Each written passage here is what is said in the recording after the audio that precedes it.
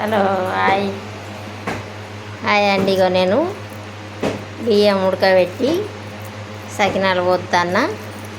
ఇప్పుడు బియ్యాన్ని మంచిగా శుభ్రంగా జరిగి కడిగి మెత్తగా అన్నం వండి ఉప్పు వేసిన, కొంచెం తినే సోడా వేసిన, మెత్తగా వండిందండి.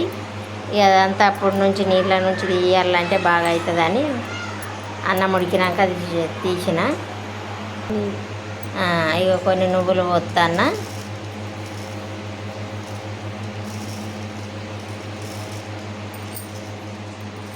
ఇట్లా బాగా మెత్తగా విసికి ముద్దలాగా కొన్ని నువ్వులు పోసుకొని ఇక ఇట్లా మెత్తగా విసికి ముద్దలాగా